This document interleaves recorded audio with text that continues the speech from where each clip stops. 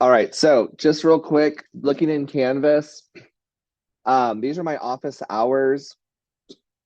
The first module, basically every day of the week, I have 2 hours that I'm sitting in my office waiting for you to come talk to me. Okay. It can be questions about careers. It could be questions about what classes to take. It could be questions about homework, classes about questions about anything, really. Okay. And so during these hours, my office door is propped open and I am in my office waiting for students to come talk to me. But you can also click on these links. These are Zoom links. So I will sit in my office with Zoom open for 2 hours and wait for students to come talk to me. So if you're not on campus and you don't want to come all the way to campus to get tutoring or whatnot, it doesn't even have to be tutoring for this class. If you have a math, I love math, I love numbers. So if you need help with a math class, if you need help with their class that's here in the department, you just let me know. Okay. You can just log right in. The next module is going to be our in-class lectures. So this is the orientation that we just went over. So this is where you're going to find, I will always date it and say what the discussion was, chapter 1, chapter 2, things like that. Okay. Questions, comments, concerns about that? All right. Let's jump into chapter 1. Now, I know that y'all haven't watched the videos yet. Let me show you where those are. In Canvas,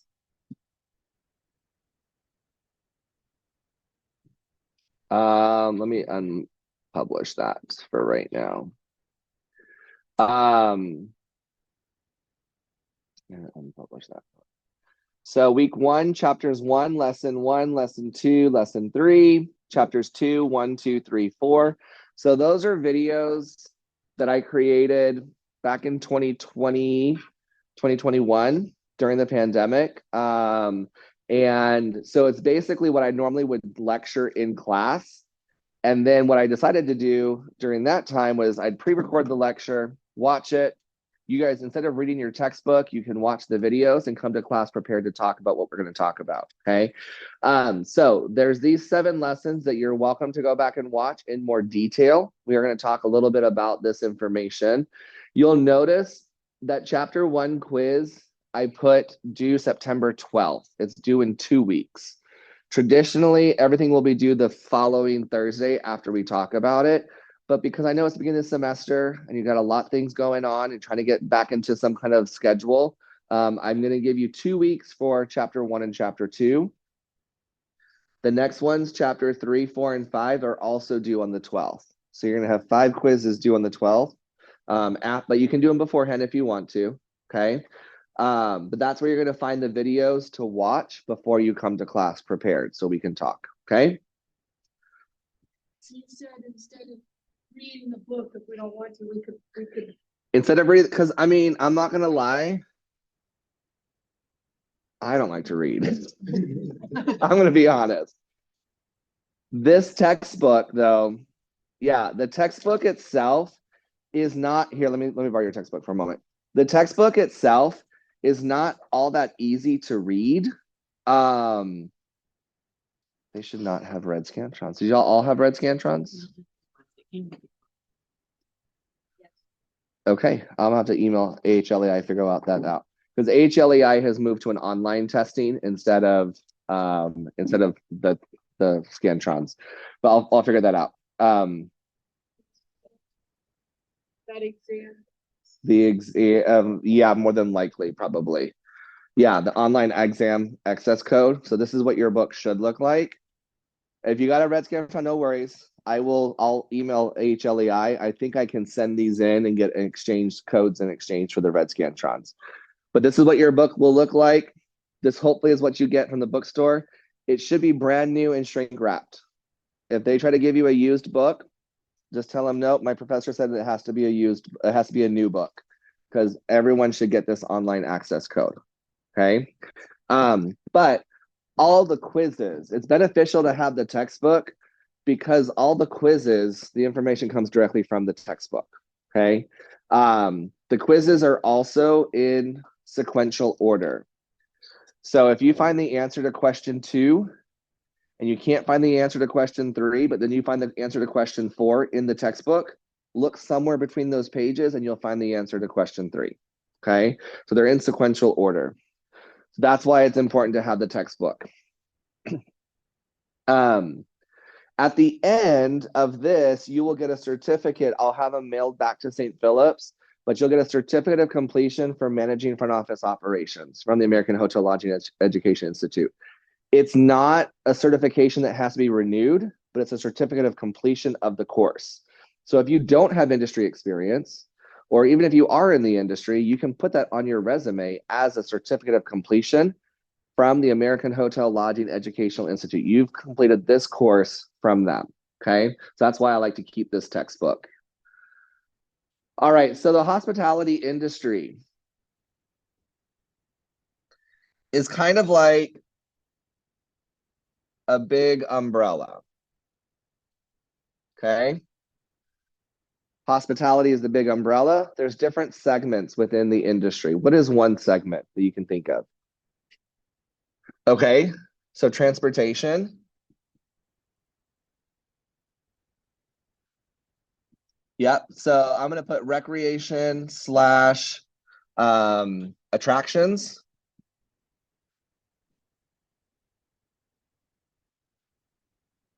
Okay, so attractions like theme parks, recreation like, you know, campgrounds. Well, campgrounds are more accommodations, but swimming pools, things like tennis courts, like, yeah. So recreation, attractions, good. What else? Good. I'm going to abbreviate that with F&B, food and beverage. So F&B is food and beverage. You're going to see that a lot. Our industry loves to abbreviate stuff. We love acronyms. AHA, SALA, SAVA, right? F&B. So food and beverage. What else? Yes. Air would be under transportation. Yep. So airlines, trains, what's trains, planes, automobiles, cruises. Yep. Go ahead. Lodging. Yes.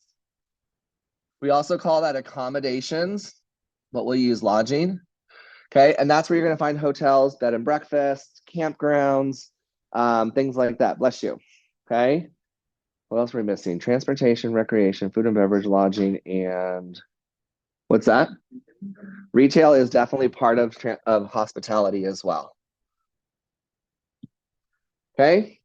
So all of that is under the umbrella of hospitality. And I think this is actually the first class I've had somebody in the transportation industry, Alondra. So that's awesome that we have pretty much almost every segment represented in this class right now.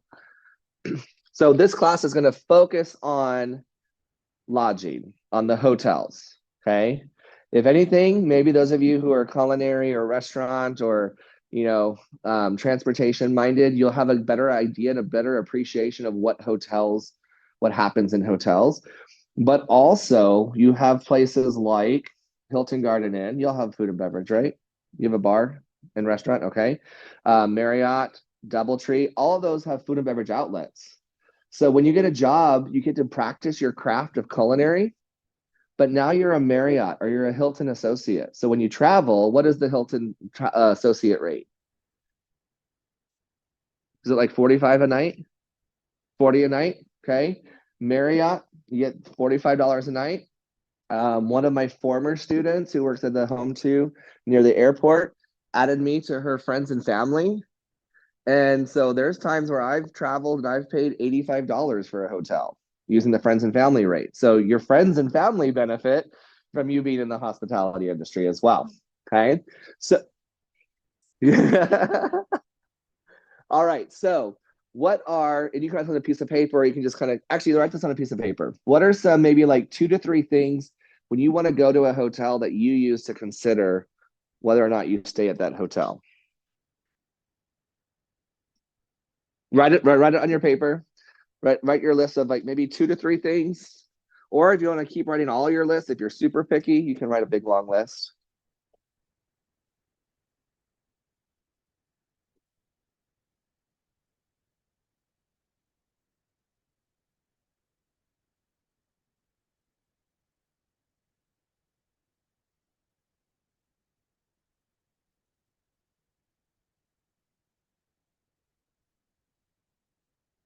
All right, so compare your answers with your neighbor and see if you have any similarities or differences. See if you have any similarities or differences with your neighbor.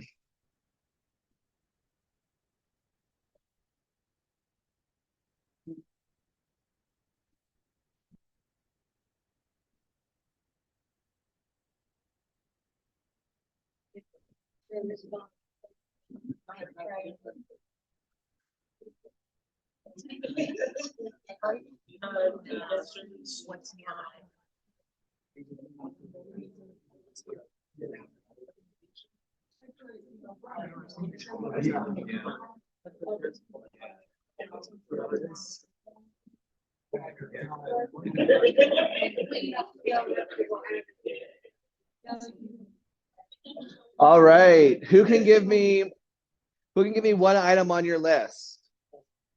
Okay, so full service restaurant, meaning maybe not just room service, but you want actually like a sit down restaurant. Okay, full service restaurant. What else?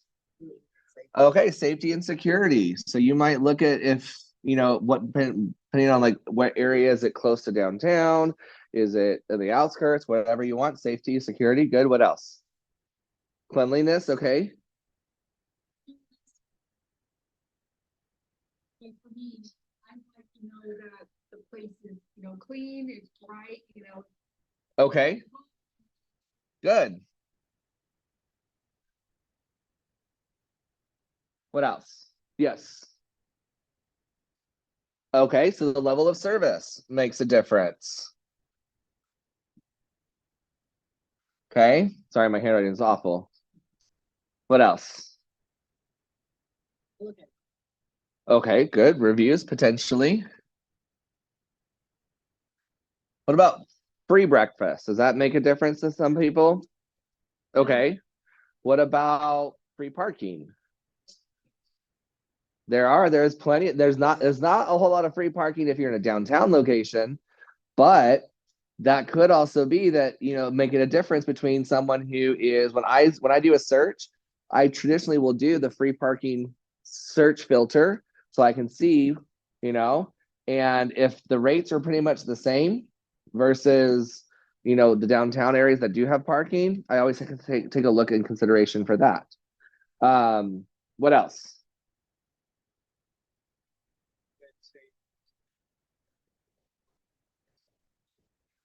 Okay, so closeness to attractions.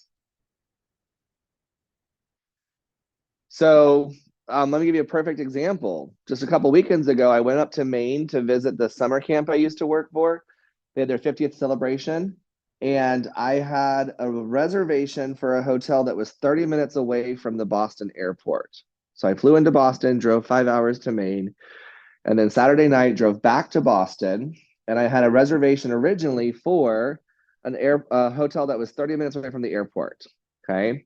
My flight was leaving at 5:30 in the morning, which means I have to be there by 3:30 to check in and then backtrack everything that I need to do to check out of the hotel and all that kind of stuff.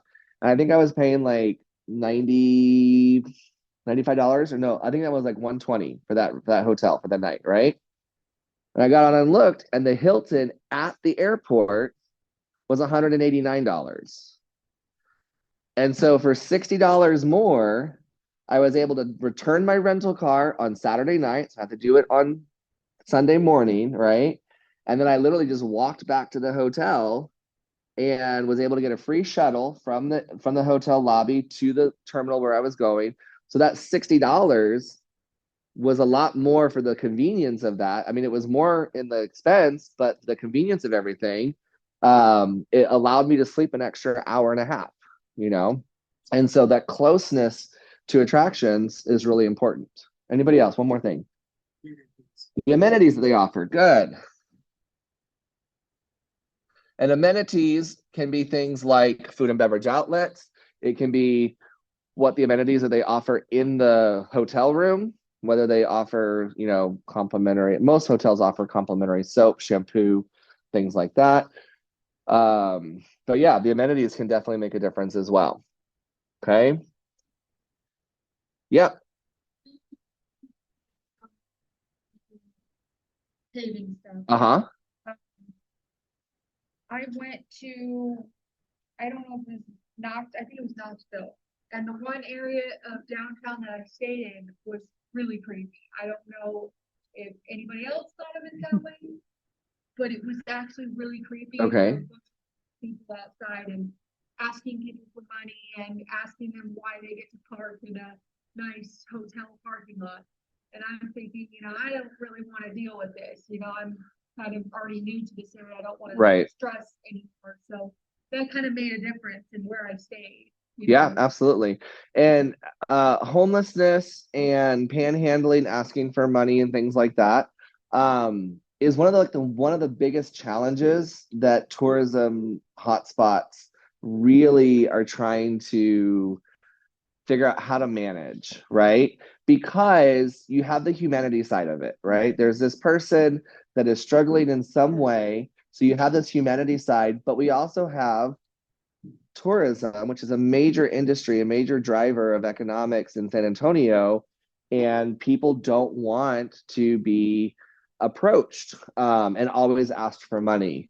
And so that is something that we definitely, the hospitality industry, I think it's all over, is really trying to balance. How do you balance caring for the humanity of people while also still operating a profitable business? So yeah, that definitely can impact people's perceptions and where they stay.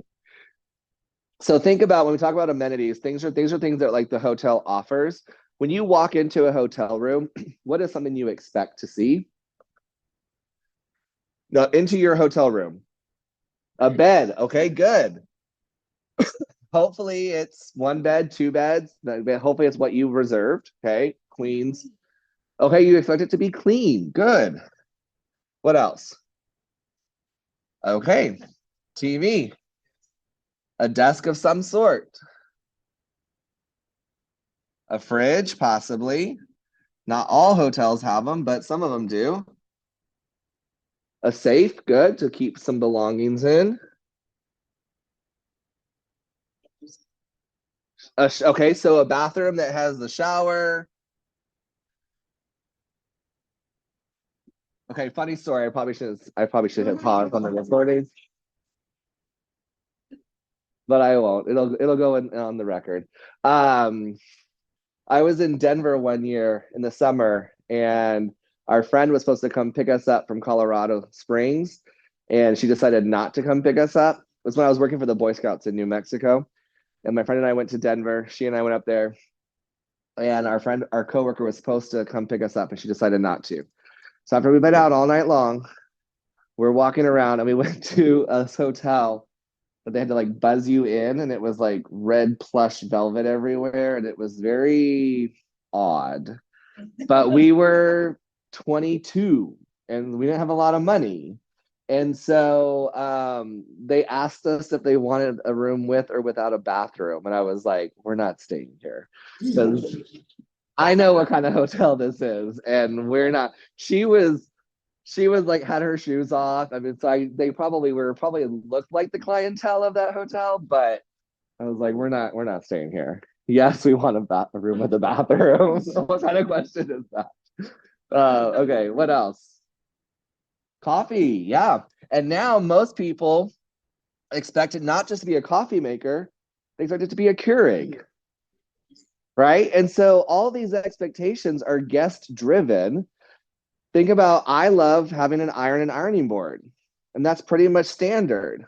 But at some point, we'll talk about, I think it's in nope, it's in revenue management class. We talk about differentiation, setting yourself apart from your competition. But it used to be you had to go to the front desk and check out an iron and an ironing board. And then you had to return that back to the front desk. And then somebody said, you know what, we're going to put one in every room. And now that's kind of become the industry standard. Same thing with like free newspapers, refrigerators, microwaves, even. Some hotels have microwaves. So those amenities are different things that the hotels just offer. And a lot of the expectations that guests have. Free breakfast. I believe La Quinta was the first hotel to offer a free hot breakfast. So a lot of hotels were offering continental, where it was just bagels, baked goods, juice, yogurt, cereal. But La Quinta was like, you know what, let's set ourselves apart. We're going to offer a free hot option. And now a lot of select service properties, that's the expectation. The True, which is a company by Hilton that opened downtown San Antonio, was the first True in San Antonio a few years ago. When they first opened, they're in a renovated, it was the original Ford dealership building downtown. And so when they opened, True is a lifestyle hotel. Okay. Apparently, it's a millennial driven hotel. And so market research says that millennials love to be around people and socialize, but not actually talk to people. I don't know what that means. But so as a response to that, if you go to a True hotel, the rooms are very minimal. There's not a closet. There's literally hooks on the wall for you to hang your stuff, right? There's an L-shaped bar with hangers on it, and that's your closet. The rooms are very minimal. They didn't have desks. The desk was like 8 inches. It was like a little ledge. But then people that were traveling for work were like, I can't sit on the bed and work on my laptop. And so as a result, after that hotel opened, based on guest feedback, they had to get some desks that were more mobile, that like tucked underneath that. But then also they only offered a continental breakfast. And so guests were like, where's the eggs? Where's the meat? And so they actually had to break the brand standard and add more beyond what the brand standard was. So sometimes your guests will dictate what you need. All right, so we have 4 ways to classify our hotels. Size is the first one. So we can classify our hotels by size, whether it's small, medium, large, okay? And hopefully we'll see different sizes of hotels as we go through the field trips. The second one is the market segmentation. What is the root word of segmentation? Segment. Or I guess that's segment audio. Never mind. I thought it said segmentation. So market segment.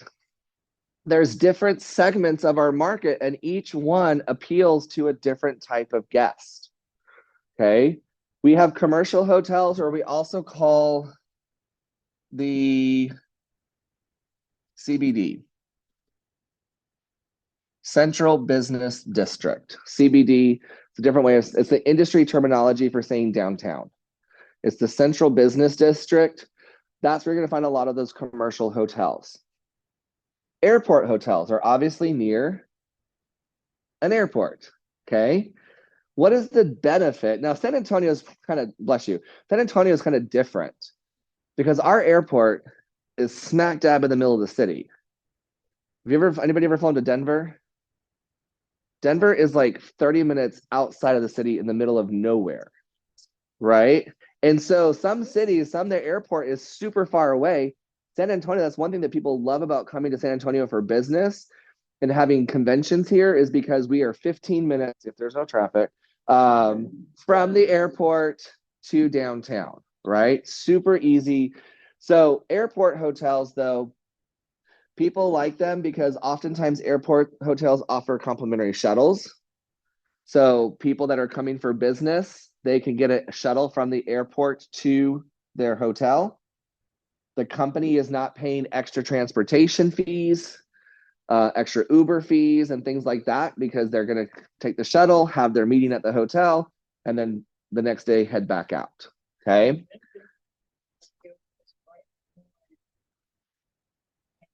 Yep. Yeah. And Las Vegas is also, I mean, you can see the strip from the airport in Las Vegas. So that's another one that's like also relatively close. Actually, when I went to Vegas for the first time, I was like, wow, this is actually closer than San Antonio airport. I was like, I thought San Antonio had like the closest. Suite hotels. A suite, what's the type? What is a suite? How is it different from a regular room? Yeah. Not always walls, but there is definitely 2 separate spaces. There's a living space and there's a sleeping space. So it may be one big large room like a studio apartment, but there is definitely like a sitting area and then a sleeping area. What's the benefit for having a suite? Possibly has a pull-out sofa sleeper. Yep. So that definitely for families, you don't have to get 2 rooms. You can get 1 room and put the kids on the sofa sleeper. Or if you're like my family, then one kid actually sleeps on the couch cushions on the floor, while the other kids are also on the bed, right? So each one of these segments of the market have specific purposes. And so it's always a good idea, whatever hotel you're in, is for you to understand the market that your hotel serves, okay? Level of service is the third way we can classify hotels, okay? The goods and services are either tangible or intangible. Tangible are the things we can touch, we can experience. So the bed. Westin was really famous, I don't know how many years ago. They invested $10 million on the Westin Heavenly Bed. And I can tell you, it is heavenly. It is probably one of the best night's sleep I've ever had. Westin is a wonderful full service brand. They focus on health and wellness, but the Heavenly Bed is not just the mattress, but it's also the whole bed with the sheets and the comforter and the duvet and the pillows and everything. But the Heavenly Bed they invested millions of dollars because they wanted people to know that if you go to Westin, you're going to have an excellent night's sleep, right? So those are the tangible goods. What is intangible? What's that? You can't touch it. So what do we offer in hotels that's intangible? Customer service. Wi-Fi, yes, you can't touch the Wi-Fi, but I would say that is, I guess, is more an intangible. Yep. But mostly it's customer service. So the level of service, I used to have students when I first started teaching, because we had a partnership with U of H, and there were some University of Houston students that were taking classes here, and they're like, ooh, I never want to work for a Motel 8 or a Motel 6, Super 8, right? Whatever. Like, I don't want to work for a budget hotel. And I was like, why not? And they're like, because they're gross. And then I said, well, why can't your Motel 6 be the best Motel 6 in the entire brand? Why can't you take what you've learned at in this program and apply that and be the best #1 Motel 6 across the world, right? And so it doesn't matter what level of service we are, 4-star, 3-star, 2-star. We still have our guests have an expectation of a clean room, positive and welcoming environment, and great customer service. And so we can do that through that intangibility. Ratings, AAA is the diamond, Mobile Travel Guide is the stars. Okay, so 4-diamond hotel versus a 4-star hotel, very similar. The difference is the diamonds are given by AAA, the stars are given by Mobile Travel Guide. Okay, there is only one 5-star hotel in San Antonio. Anybody know what it is? Hotel Emma at the Pearl is the only 5-star hotel in San Antonio. I think they might also be the only 5-diamond. There's only, and then I think there's only 3 5-star hotels in the state of Texas. I want to say it's the Post Oak in Houston, and there's one in Dallas, I think. I can't remember. AAA also, there's a lot of 4-diamond hotels in San Antonio. And it all depends on what the amenities that they offer.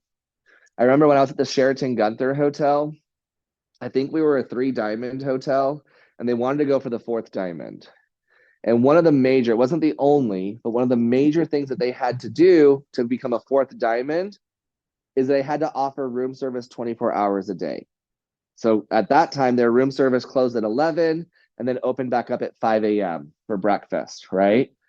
So they had to decide, is those 6 hours of offering to pay someone to stand there to cook the food and someone to deliver the food overnight, is that worth that extra 4th diamond, right? And so if you want to elevate, you have to abide by the standards of each thing, right? And so I don't know if they ever decided, that was a long time ago when I worked there. I think they're 4-diamond now. But there's certain criteria that you have to meet in order to meet those levels of service. And then you get tested every year. It's not just like a one and done, we got it. You have to maintain that every single year. And then the last one is ownership and affiliation. Okay. Just because it has Marriott or Hilton or Hyatt, well, I take that back. Marriott or Hilton on the building does not mean that Marriott or Hilton owns that hotel. It may be a franchise. Okay. And with that franchise, there may be somebody who manages it. So, for example, the Santo, who works in Santo? Mark works at the Santo that's opening today. I went for a hard hat tour. I can't wait to see it finished. It is so beautiful. So Mark works at the Santo, which is a Kimpton, which is IHG, which is Intercontinental Hotel Group, but it is owned and operated by White Lodging. So White Lodging is a management company. So they are a company that owns that property, and they have paid the franchising rights to put the Santo and use the IHG hotel company brand as part of that, the Kimpton brand. Okay. Fun fact that Emma was supposed to be a Kimpton. They backed out before it opened and became an independent. So Hotel Emma is an independent hotel. There's no other Hotel Emma out there. Well, at least not like they're not part of a chain. There may be some Hotel Emmas out there. I don't know. But it is the only one. Okay. What is the benefit of having a chain hotel versus an independent hotel, do you think? The name? What else? The reputation, right? If someone says Kimpton, then which is the Santo Hotel, if someone says Kimpton, they've stayed at a Kimpton before, they have an expectation of what that's going to be. DoubleTree. What is the brand standard? What's the distinguishing factor at DoubleTree? The cookie. It's the best cookie ever. Sometimes, don't tell anybody this, but sometimes I add an extra person to my reservation just so I get an extra cookie. I know. But you get a warm cookie when you check in, right? And so, I mean, just really cool. So chain restaurants, you have that, or chain hotels, you have that distinction of the reputation, the expectations from the guest. Oftentimes, too, they're going to go to search maybe Hilton.com or Marriott.com, right? Versus Hotel Emma, they don't have a big chain that they have their hotel property listed on. So you have to do a lot more marketing. And there are different ways that you can market those independent hotels. Okay. We're not going to worry about that. The different types of guests that we have. So we talked about the different types of hotels, how we classify them, but we also have different types of guests. Okay. So these two, group and business, students often get confused.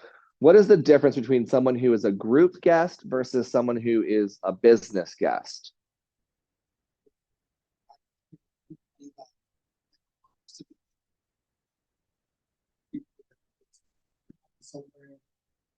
Just because, and then the business is, yeah, and then business is like, I would say, Yeah. St. Phillips sent you and so many people to. Right, exactly. So group is they're there for a specific purpose, meaning like there's a convention, there's a conference, there's a meeting, you're on a tour together, right? That's group. Business is someone who's traveling solo, typically, right? And so a lot of companies, a lot of hotels, they'll have in their sales department, they'll have a business travel person. And their job is to go to HEB. Their job is to come to Alamo colleges and say, hey, we would love to offer you a discounted rate if you book X number of rooms throughout the year. Like, how often do you bring your executives in, right?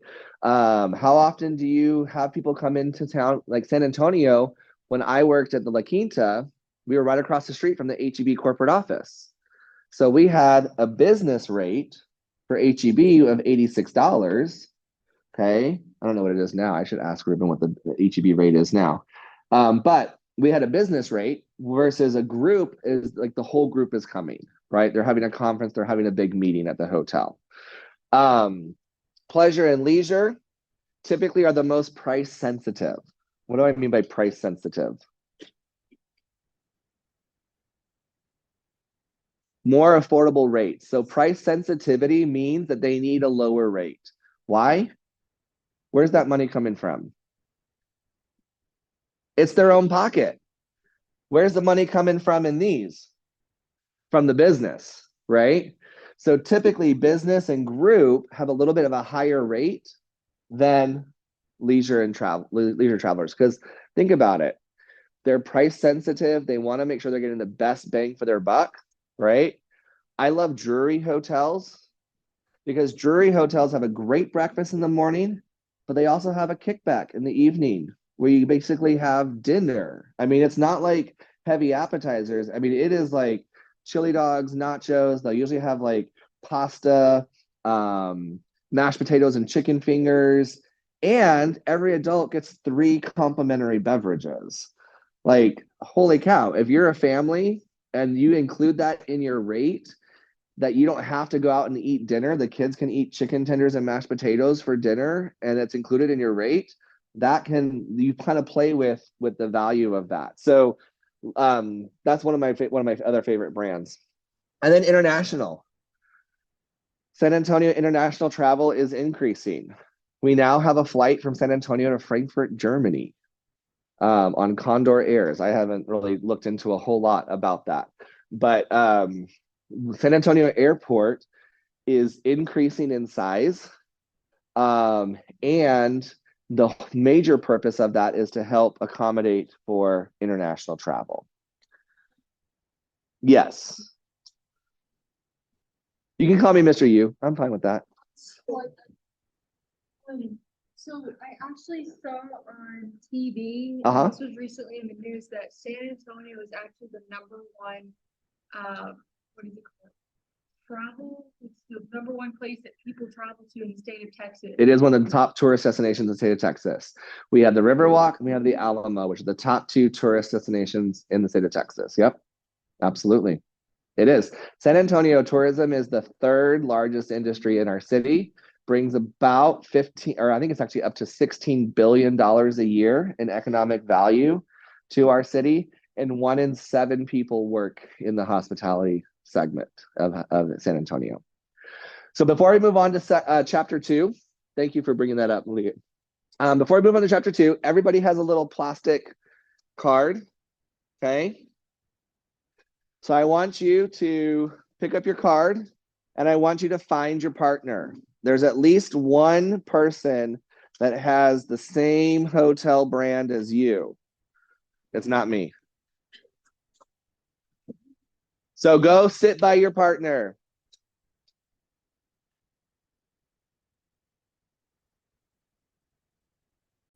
All right, 30 seconds, 30 seconds.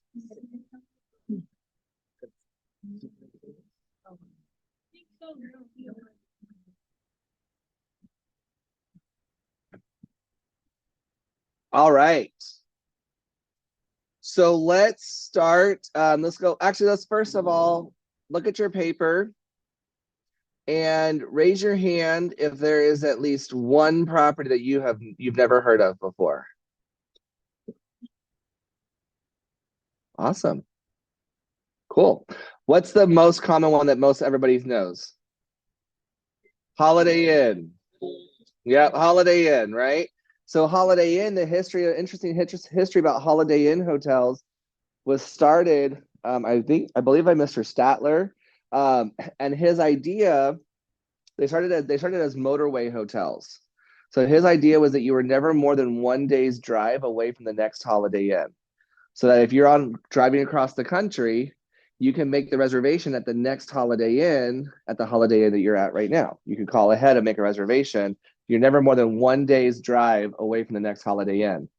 They also started with kids eat free or kids stay free, right? So they're really marketing towards families and people who are traveling. So kind of fit that need, because prior to that, a lot of the hotels, a lot of the inns weren't really conducive to families having big groups. Okay, so let's start with the top with Luxury Collection. Who has that?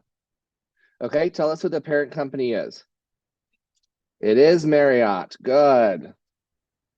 Okay, are they international, domestic, or both? Both, okay. And how many locations? 122 across the world. And in San Antonio? Yes, it is the St. Anthony Hotel. It's one of my favorite hotels. The entertainment segment, they were working on the San Anthony, and so we were then promoting it for people to go to. Yeah, it is a stunning hotel. It's a historic hotel. I think built in the early 1900s. Absolutely. Let's take a picture. Let's look at it real quick. St. Anthony Hotel, San Antonio.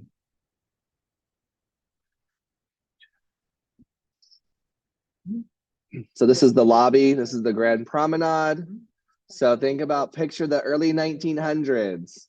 People would get out of their vehicles in the valet drive on this end of the hallway and just walk all the way down the promenade to the front desk. Absolutely stunning hotel. And it's here in San Antonio. All right. Delta Hotels. Okay. International. Oh, it's both? Yes. Okay. 142 locations. Okay. No. There's not one in San Antonio. Nope. The first one that I experienced was in Montreal, or either Montreal, or no, Montreal was different. Renaissance. It was Toronto. I saw Delta. I thought it was an airline. And it was a full service hotel, meeting space. It was really interesting. Okay, Protea. I don't think anybody had Protea. We skipped that one. AC Hotels. Go ahead.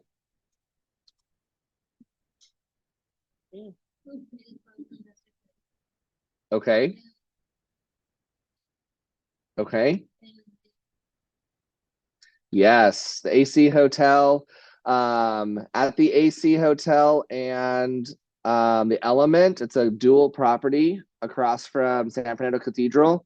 The AC Hotel has a bar called One Watson on their rooftop, and it is actually the #1 restaurant in the city of San Antonio on TripAdvisor, I think. At a hotel, a restaurant, the #1 restaurant is at a hotel. So cool. All right, who has true? Yes. Okay. Okay. Yes, we have a couple in San Antonio. First one's downtown. There's another one off of 151. It's a dual property with, I think, a Home2 Suites, which is also part of Hilton. I stayed at one of those. They're really nice. Yeah, I love Home2. Home2 are true. Yeah. They're more of that select service, kind of mid-scale area. Awesome. Okay, Tapestry. Go ahead. Okay. They're mainly in the United States. Okay.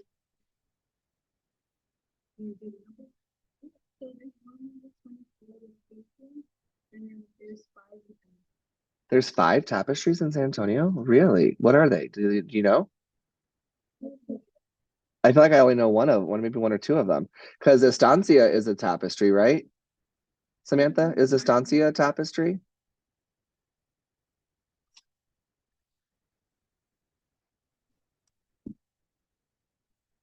Yep.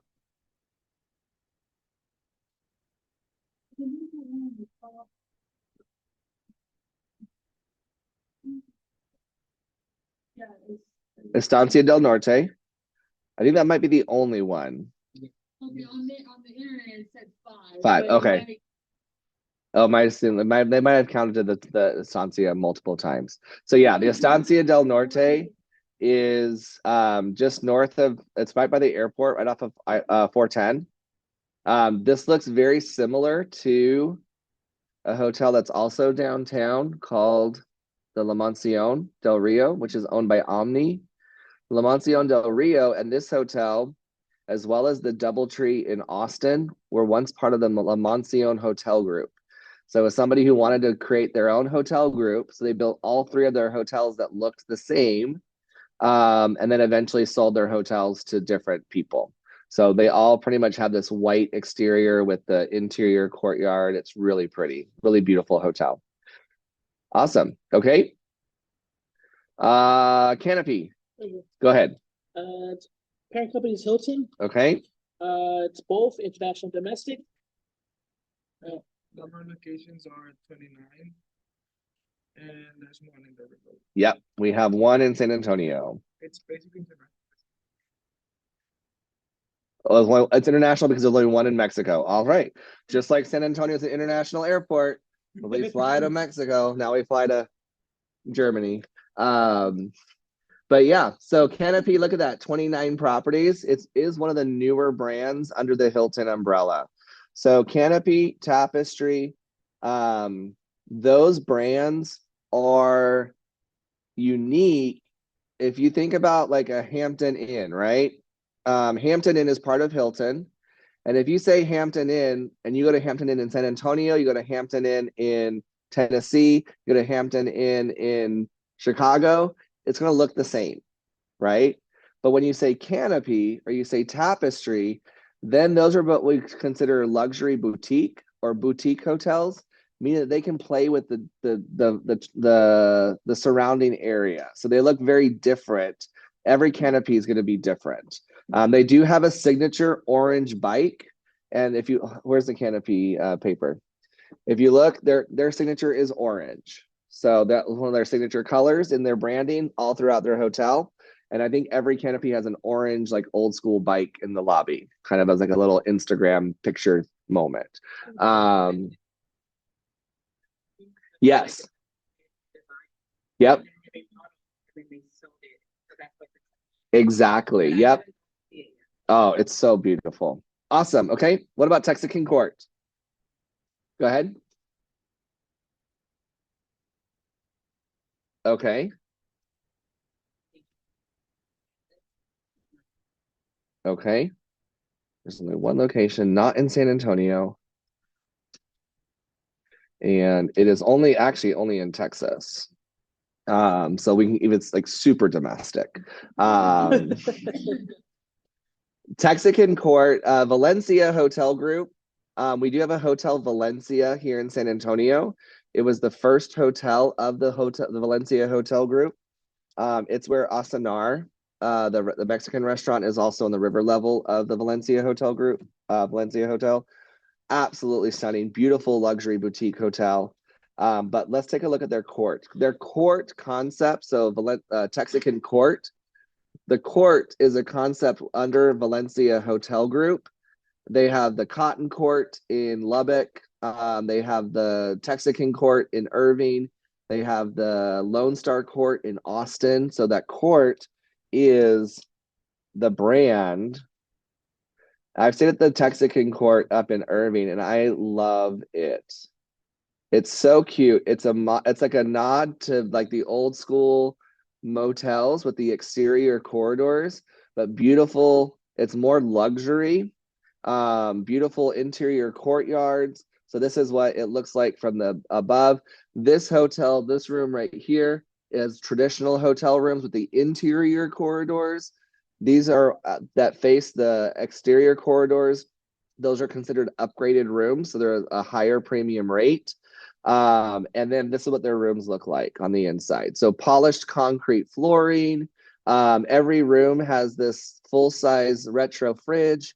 I don't know what it is about Valencia Group, but they have the best water pressure of any shower I've ever stayed in a hotel. I like to conserve water, but I will take a 20-minute shower in a Valencia hotel. And Valencia is like the Valencia oranges from California. So if you go to Hotel Valencia downtown, on the second floor, which is where their check-in desk is, they have a whole case of hand-blown glass Valencia oranges, and they're autographed by the famous celebrities that have stayed there. So they have like Garth Brooks and Trisha Yearwood. They have different athletes. They have all the different rock bands that performed at the Majestic. They have the little oranges that are signed by the people who have stayed there. So it's kind of cool to go visit. But I like the Texican Court. They have the Cotton Court, Lone Star Court. They're really cool. In Arlington, was it? Caravan Court? Nice. Andaz.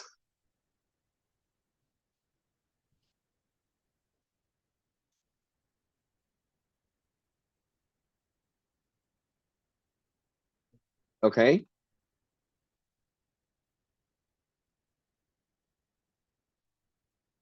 Awesome. So obviously there are none in San Antonio. It's international only. Andaz. How about Thompson?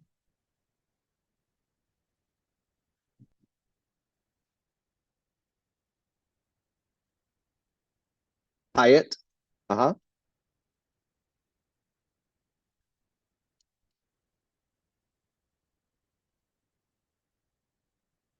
Yes, the Thompson Hotel in San Antonio has the Moon's Daughter, which is a rooftop bar on the 20th floor. Um, beautiful, beautiful property. And the interesting thing about the Thompson Hotel in San Antonio, so what it looks like. Okay, so the top portion is condos, so private residences, and then the bottom portion is the hotel. So this would be like right here where you see this larger balcony. This larger balcony, that would be their presidential suite. Okay. And then at the base of this cone, this is actually their employee break room. So you get to kind of see the Riverwalk as you're enjoying your employee break. If you look right next door, this is Hotel Indigo, which is what we'll talk about next. Okay, this is the Hotel Indigo in San Antonio. Check out the footprint of the Thompson Hotel. When I used to sing with the San Antonio Master Singers and the San Antonio Symphony, this was a parking lot that I would park in to go to the Tobin Center right across the river. Somebody said, I can take this little parking lot and turn that into a 20-story hotel. That is amazing. And it's literally right next to the Hotel Indigo. La Monciona is closer to the major part of the Riverwalk. This right across from the Thompson is the El Tropicano Hotel, which has been closed since the pandemic. I think they just finally have a brand new investor that's going to reopen that. So they have I love the on this side of the Thompson Hotel, this is the Moon's Daughter. So like the cone is inverted on the other side. So this is the outdoor patio and then the sunset areas that you can look at, and you see the Tobin Center right across. But the Thompson Hotel is absolutely beautiful. All right. And Hotel Indigo. IHG, okay. Okay.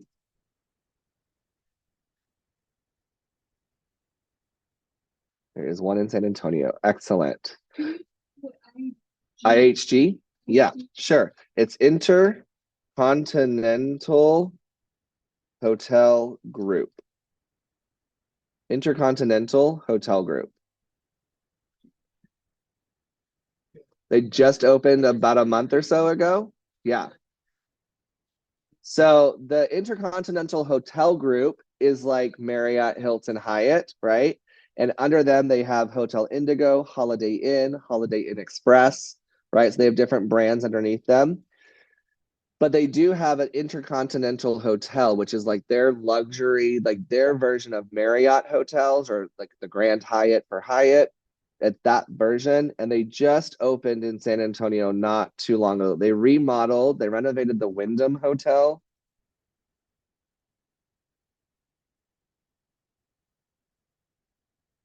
And so they just recently opened. It used to be the Wyndham, and now it's the Intercontinental. So this is when it was a Wyndham, and now it is an Intercontinental. So this is a luxury brand. It is absolutely stunning on the inside as well. I went for a tour. I haven't seen it since they opened. Look, this is their front desk. Damn, Yeah. that's beautiful. So the reason why I want to do this activity is to showcase, one, that just because a hotel has like a name like AC, you don't know that it's Marriott, right? So each of these brands, they have multiple brands underneath them, and they all serve a different type of guest. Okay. Some of them have meeting space, some of them don't. Some of them are just for sleeping, some of them are for conventions and big groups. So they all kind of play a different role. And we have a lot in San Antonio, and that's one thing that a lot of the brands are doing is they are starting to differentiate and have smaller, more of like boutique brands because they want to attract a different market, a different type of guest. All right. Any questions about this? Awesome. Okay.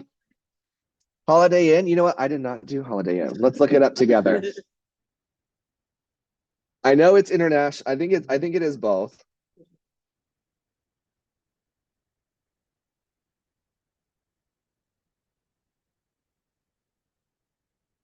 Holiday Inn brand. It is IHG. Intercontinental Hotel Group. Let's see. So if you look right here, IHG Hotels, these are all of the brands that are underneath IHG.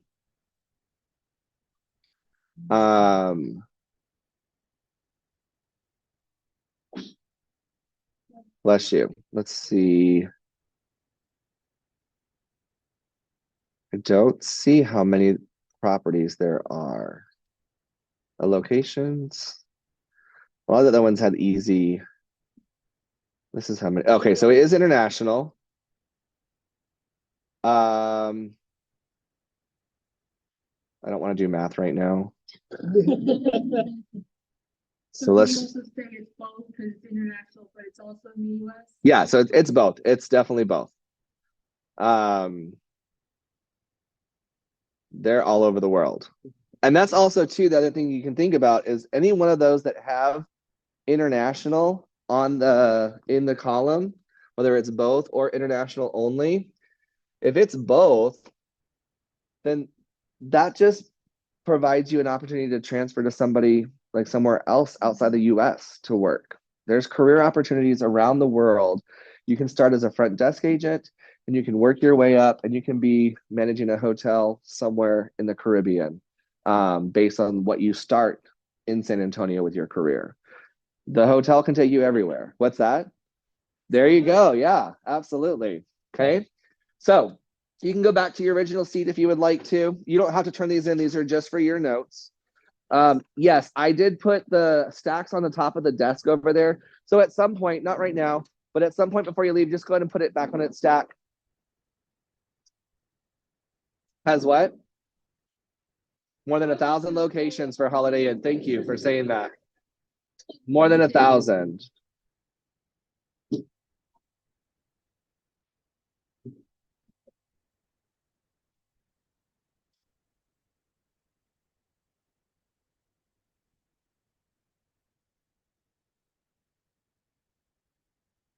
Awesome. So let me stop the recording. So that was chapter